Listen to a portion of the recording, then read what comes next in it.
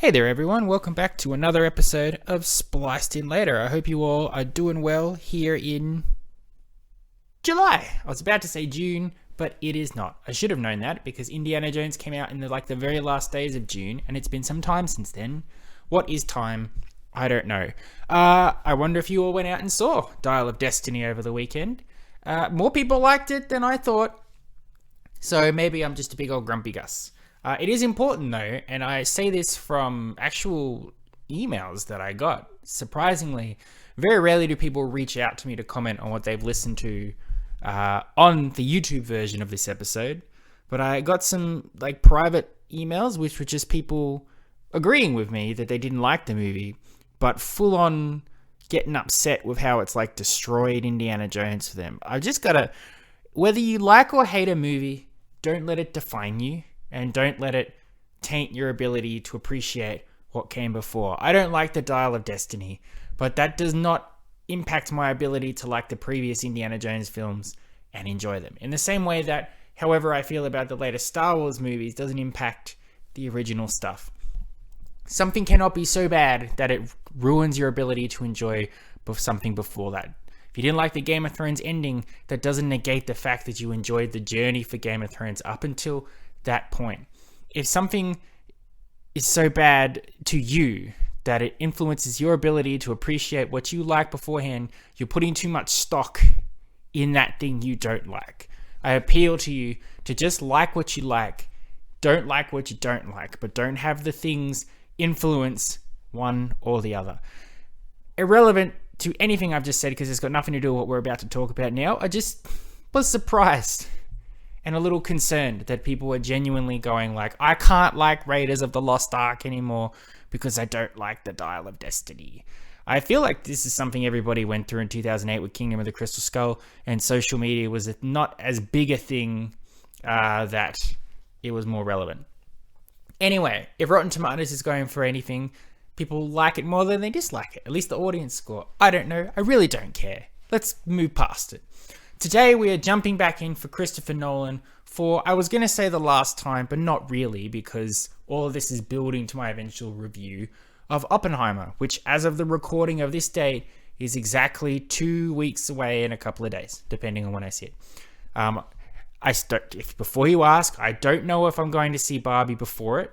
I know exactly what day I'm seeing Oppenheimer because there are no advanced screenings for it. The question will be whether I go to the exclusive Girls' Night Out versions of Barbie that's coming out before it, or if I don't, then Barbie will have to be reserved till after Oppenheimer. At this point, really don't know. And it really doesn't matter. But what I'm happy to say is that my Nolan journey to Oppenheimer has worked out surprisingly well. I've condensed a couple of episodes. I've skipped certain things that I don't really need to. I've already done an episode on the Batman trilogy, so we don't need to do that again. I did a review of Tenet when it came out in 2020. We don't need to do that again. Some Nolan films that aren't as much to talk about, I've condensed into other episodes. The Prestige has a little Insomnia review on there, as is the case for this one. We are primarily talking about Interstellar, but there's a little bit of Dunkirk there on the end. But it's been quite the journey, from Memento to The Prestige to Inception. We've really charted the course from Christopher Nolan just being this little independent filmmaker that could, to getting to the big times with the Batman trilogy, and then becoming a recognizable name at the box office, wherein very rarely do people go to movies to see directors, and Christopher Nolan's one of them. So as we get into Interstellar, I think what's been interesting about this journey through Christopher Nolan's stuff is sort of recognizing that one thing he really loves to use more than anything is time and how that has influenced his stories. In the beginning, it was for the use of the unreliable narrator, as in Memento, and then it became part of a scientific or a use of storytelling in terms of Inception, with dream layers upon layers upon layers. But what I think is interesting as we get into these last ones is how he stopped sort of hinting at time as a storytelling device and just went, no, let's just use time to tell the story. Time is a specific part of how this story unfolds. So before Memento, you had somebody who had the ability to not make new memories, influence how they perceive story, how they perceive their tale, all of that stuff. For, let's say, insomnia, it's Al Pacino's lack of sleep, which messes with his ability to tell time because it is always day. The Prestige, it's magicians, one hand, sleight of hand. You don't actually know what's being told to you. Time's being used in that essence as well. And then Inception, the idea of dream. We all know it. You can live a whole lifetime in a dream that only takes place over the 8 hours that you're asleep. And then layers upon layers of dreams. How that goes even more bonkers the deeper you go into a dream, where layers can take even longer as you go down. Unique stuff. And even the review of Tenet I got at the end, it's literally just how time is used to purvey a James Bond action style film. So we've got past him just alluding at time, and now we're at, no, time is the moral of the story. Time is how you will perceive the story I'm telling to you. With Dunkirk in a unique way, which we'll get to in a minute. But for Interstellar, it's literally scientific concept of space travel and how that illuminates when you go to other planets with different rotations around their sun, or closer to black holes, which literally fuck with time. So 4 minutes on a planet can equal a lifetime on Earth. Interstellar was the first one for me where I was like, a Christopher Nolan movie is coming out. I have to see it. And that was when we went full Christopher Nolan as well. He did that thing where it's not necessarily what he's making, it's just that he's making it. You get a list of actors. For Interstellar, in this case, it was he's making a movie about space starring Matthew McConaughey, Anne Hathaway, Michael Caine, Casey Affleck, Topher Grace. Who else was in here? Matt Damon, David Gyasi, John Lithgow, Wes Bentley, as name after name on here, but you didn't exactly know what it was about. And what's great with the trailers and the marketing was they didn't want you to know what it was about. They just wanted you to go and see it. Very rarely do you get that these days. I saw the trailer for Meg 2 before Indiana Jones, which, cards on the table, I am going to go see. I'm quite excited for that one. But I know what that movie's about from the get-go. I know each story beat because it was in the trailer. I know who dies at certain points. I know what's coming out of the trench. I know how many Megs are in this movie. Nothing is left to the imagination. For Interstellar, it was Matthew McConaughey in space. Why? Just have to go and see it. What Interstellar ended up being about was it's set sort of in a post-apocalyptic world, but not really post-apocalyptic per se. Earth is reaching its end of its life cycle. Whether it's got there through its own accord or humanity has pushed it along faster than we were ready for, you decide. But basically, Earth's gonna die, and if the human race is going to survive, we are going to have to venture out into the stars and find a new place to live. But unlike something that you would get from a novel sci-fi movie, where it's like, okay, let's go, we're off, we're going.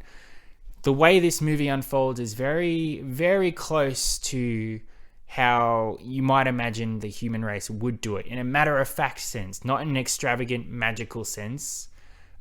Human race is going to die. Earth's dying. There's nothing we can do about it. If we just have to find a way to survive and move on. But we can't just tell the Earth, we can't just tell the human race they're dying.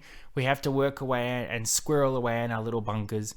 We have to build our little spaceships and we have to do our little science experiments, and we have to take test flights. We have to understand that what we want, plan A, is the least likely plan that's going to succeed.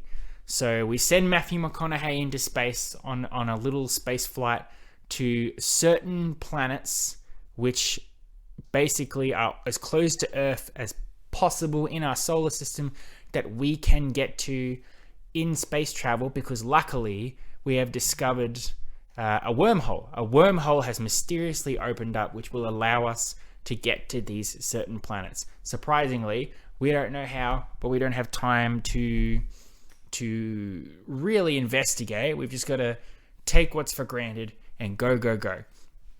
But because these planets are near this very specific black hole, We don't have the time to investigate all these planets because time is of a different sort going to it. We have basically only one shot. So before Matthew McConaughey's mission, Michael Caine sent all these scientists up to these other planets and basically said, if your planet is uninhabitable, don't tell us. Only send out a beacon if your planet is livable. So 3 of these planets have sent out a beacon saying, yes, come here, the human race can survive. Time is running out. Literally, each planet that we pick to investigate may not necessarily be livable. We may not know why that beacon was sent out. So it's a lucky draw. It's a bingo sorts. We may go to a planet that said is good, and when we get there, hell no, it's not. At the core of it as well is a very, very intense family drama story. Matthew McConaughey is a single father for a son and daughter. Very specifically, the daughter, Murph, has a very, very close relationship with her father. They love each other very much.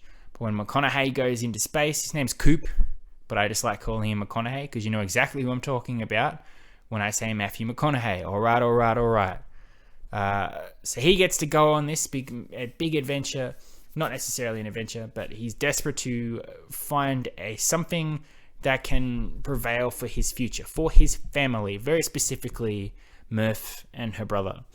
But Murph, as a kid, doesn't really understand why he's going to do this. And even as she grows up, is basically, no, he abandoned us. He left us to die. His scientific excursion is not going to work. So I'm going to have to find a way to save the Earth myself. I have to find plan C. So Interstellar couples down to those 2 storylines. It's McConaughey in space going to these planets, and it's Murph on Earth, who eventually grows into Jessica Chastain, hating her father, hoping that his mission is a success, but seeing the Earth disintegrate around her, has to sort of go, all right, well, I got to focus on the here and now. I can't wait for him to go, yep, come on over. I got to focus on getting humanity off this planet while I can. So what's interesting about Interstellar is the perception of time and going to these planets and how the story sort of unfolds, because Murph and Coop are experiencing time in a completely different way. Coop's adventure is like a week to him, but Murph basically lives out her whole life on Earth. And because things don't go right for Coop, planets necessarily aren't inhabitable, things go wrong, he's basically realizing that he is missing his family's whole lifespan. They are living their whole lives and he can't get back to them. So all he can do is just try to find a way to get a future for this family that he will never really he will never get to live with again.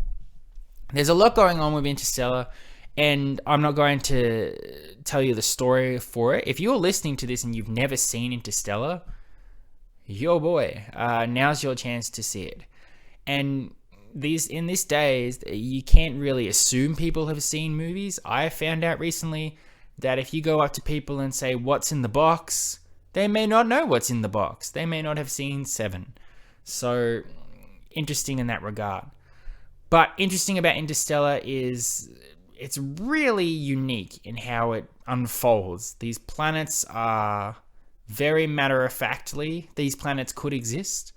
There is a mystery as to why this wormhole is opened and McConaughey can go to these planets. Things go drastically wrong. Matt Damon is a real punk. But eventually, through the course of this 3-hour film, eventually clues, mysteries that you sort of took for granted in the first half of the story come to play towards the end, when that black hole becomes a big old part of how this story unfolds. It's an engrossing space opera epic. Christopher Nolan has never really done the same thing twice, even though he loves to use time over and over and over. This Interstellar story is unique in that regard in 2014 when it came out, and it's unique in that he has never done it again since then. Yes, he's not done a lot of movies since then, but you get the sense that each Nolan set piece, each film that he does, is a unique story that you are not going to get retold to you again. And once you go into these movies, especially if you went and saw this in the theater, it's an engrossing story, especially with his direction, his storytelling, and Hans Zimmer music. I'll never forget sitting in that theater where, okay, to be fair, Matt Damon popping up and going, "Hey, it's me, Matt Damon," took me out of the movie for a little bit. But what he does in the movie theater leads to a very intense situation where Cooper's has one chance to preserve the mission that he's on, and that Hans Zimmer music is going off. Literally, the theme for this music in this movie is called Time. So, there you go. And then once we get to the real black hole situation and you realize that things have been unfolding in a way much like Memento, you go, oh, wow, okay, yeah, cool. This movie's bonkers and awesome. Interstellar's... I think Nolan's never got as big as he has with Interstellar. Dunkirk, he scaled it back. He still used time in a very unique way that I really like. I think Dunkirk really went, okay... we went on a space opera extravagance. Let's just tell the story of the evacuation of Dunkirk. But, you know, we've done that before. There's like 2 other Dunkirk movies coming out in 2017 at that time. We had a Gary Oldman biopic about Winston Churchill, not done by Christopher Nolan. And then some other thing about the reporting of Dunkirk and how the people in England were perceiving the war effort at that time. So this is another Dunkirk story about the evacuation. How are we going to do it uniquely? Well, awesomely, because Nolan told 3 different stories about the evacuation of Dunkirk, all unfolding at the same time, but in a different way, in a different time unfolding thing. You had Tom Hardy's story where he's up in a plane providing air support. That took place over an hour. You had Mark Rylance and his boys who had answered the call that we had these people stuck in Dunkirk. The Nazis were coming for them. They could not get off that beach. So the English spirit, they all got in their boats and they raced to Dunkirk to evacuate who they could from this, at the time, very despair in that World War II's sucking for us right now. That took place over a week. And then you had the main story, I think, at least the advertised story, of these soldiers basically sitting on this beach, losing all hope, feeling that not only had they not made any impact in the war effort, but that the world had given up on them, and basically it's this very intense fight for survival thing, not in a way where it's like, oh yeah, the human spirit came through in that point. No, it was like, fuck you, we're all gonna die, I've got to try and find a way to survive in any way possible. And that takes place over a month, where Harry Styles and friends are basically going, help, we're gonna die, what do we do? But it all unfolds in a very unique, natural way. Each storytelling thing that's going on, when you're watching the movie, you very much figure out how the story is being told to you. You understand, you're not confused. But each part of the story is not confusing, which was always great about Christopher Nolan. It was never an Adam McKay, hey, you don't understand what's going on? Well, Yabu sucks to you. You're just not clever. No. Everything that was going on is a very, very intense, unique way of telling the story, but an exciting, engaging way where you know that everything makes sense, and as the stories intertwine, you go, ah, cool, awesome. And at the end, there is a sense of hope that Dunkirk, while devastating and disappointing in the war effort, is leading to an eventual rallying point for the Allies to come back, and the war is not over. We are going to rally and we're going to come back. And that way of time and telling that 1 hour, 1 week, 1 month story is a very unique way of telling that evacuation of Dunkirk, which I think, interestingly, at the time, with all the Dunkirk stories being told, Dunkirk, I think, stands out. And I think a lot of people really appreciated that sense of storytelling, which honestly, at that point, is because Nolan had been building, he'd been honing his skills, and he has a very definitely intense love of telling time in this way, so that he was like, once Dunkirk's over, I'm going to build on to Tenet. Let's be fair. COVID happened, and I think that impacted his arc de triomphe of the Tenet storytelling. But here we are with Oppenheimer, and I honestly don't know how time is going to impact that.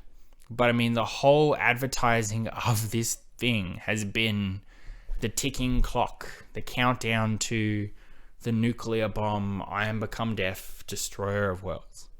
And it's something new that he has not done before. Dunkirk is telling a story that has been told before.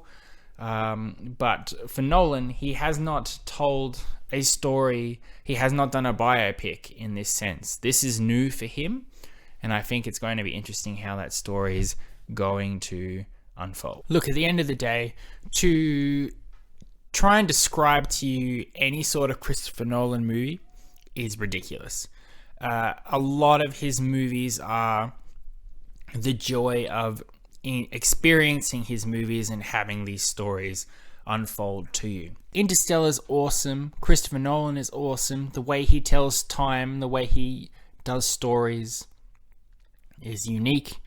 And the way he takes on the tremendous task of unfolding these stories is wild. And I think if you haven't seen these films, you are in for a treat. If they're not for you, there's not much I can say to convince you in that regard. Obviously, after Interstellar and Dunkirk, he went on to do Tenet, and now he's building to his Oppenheimer, which I honestly don't know what that's going to be like. I think it's going to be unique to do a Christopher Nolan film where he is picking a very important figure, Oppenheimer, in this regard, and he is retelling that story of the atomic bomb. But I think it's interesting in that if you go to these films, not everybody who's going to go watch Oppenheimer knows exactly how the atomic bomb was discovered. They're not exactly sure how Oppenheimer did that and how it affected him, especially if you have a little bit of knowledge of how World War II ended and the very specific things that really went, yeah, this war's over. For better or worse, we have the power to end it. Should we end it? Yeah, but we ended it. Yeah, we don't give a shit about the people that it's affecting on either side. We're just going to end this war for better or worse. And for the way that history is going to look at us, the way that the power of the atomic bomb is going to affect the future of the human race. We've opened Pandora's box, and that's it. And I realize that I'm relatively speaking reviewing Oppenheimer without having seen it yet, so I'll wrap it up. There you are. I hope you've enjoyed our stroll down the Christopher Nolan rabbit hole. I hope that if you have been indifferent to Christopher Nolan films, that you may be like, oh yeah, they're pretty good. And that if you do enjoy them, you have reiterated why and the uniqueness of his storytelling, and understanding why, when it comes to the box office and the director thing, which isn't really a thing anymore, he stands up there alongside Martin Scorsese, Steven Spielberg, Quentin Tarantino, in that for now, his films are what drives people to come to the box office, to the theaters. Not in a way that I think would single-handedly save theaters, that they thought in 2020 was going to be a thing that would happen. But I think he's generally a fun time at the movie theaters, and I'm really looking forward to Oppenheimer. Whether I'm looking forward to it as much as Barbie is hard to say, especially when you look at Christopher Nolan's work, but then you look at Barbie and go, Barbie's cool. Really don't know who's going to win this battle. But I'm enjoying the fun of the marketing of it. I'm enjoying how we're getting up to this point, and I'm intrigued to see how it unfolds. Literally, some people found two houses sitting next to each other in San Francisco.